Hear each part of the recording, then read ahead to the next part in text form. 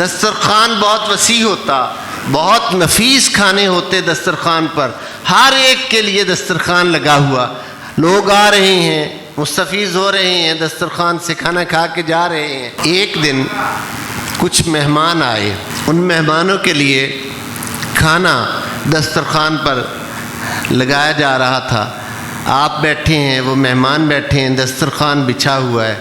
ایک غلام سالن کا ڈونگا لے کر، بول لے کر وہ آ رہا تھا، اسے کہیں ٹھوکر لگی یا ان بیلنس ہوا تو وہ سارا گرم گرم شوربہ آپ کے نفیس لباس پر گر گیا۔ آپ نے اسے غصے کے ساتھ یوں جلال کی نگاہ سے دیکھا تو اب وہ غلام کون تھا اور کس گھر کا تھا؟ جن کے نانا کے گھر میں قرآن اترتا تھا، اس گھر کا وہ غلام تھا۔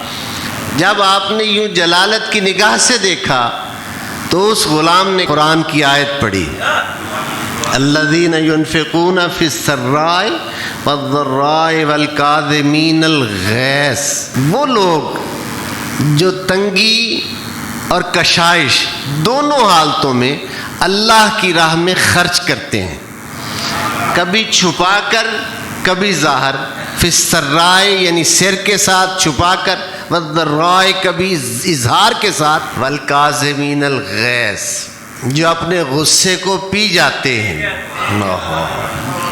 جیسے ہی غلام کی زبان سے یہ الفاظ جاری ہوئے، آپ نے نظریں جھکا لیں اور فرمایا میں نے اپنے غصے کو پیا، میں نے اپنے غصے کو پیا۔ اس نے اگلے الفاظ پڑھے، سورہ آل عمران کی یہ آیت ہے، اس نے اگلے الفاظ پڑھے والعافین عن الناس، اور وہ لوگوں کو معاف کرتے ہیں، فرمایا جا میں نے تجھے معاف کیا۔ غلام نے اگلے الفاظ پڑھے، اللہ یحب المحسنین، اور اللہ احسان کرنے والوں کو پسند کرتا ہے، فرمایا جا میں نے تجھے راہ خدا میں آزاد کیا۔ ایک لمحے میں مزاج کیسے قرآن کے تابع ہوتا چلا جا رہا ہے کہ ابھی جلالت کی شان ہے، اس کا نتیجہ غلام کے لیے سزا تھی۔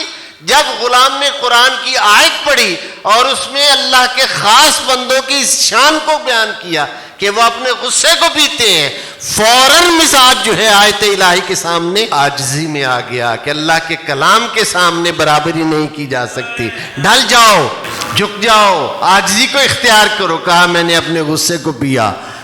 اس نے کہا والعافین عن الناس، وہ لوگوں کو معاف کرتے ہیں، کہا جا میں نے تجھے معاف کیا۔ واللہ یحب المحسنین، عمل تھا لائق سزا، لیکن یہاں معاف بھی کیا جا رہا ہے، غلامی سے آزاد بھی کیا جا رہا ہے، کیونکہ غلام کو لینے کا سلیقہ آتا ہے۔ یہ میرے لفظ شاید سمجھ میں آئے یا نہ آئے، لینے کے لیے بھی سلیقہ چاہیے۔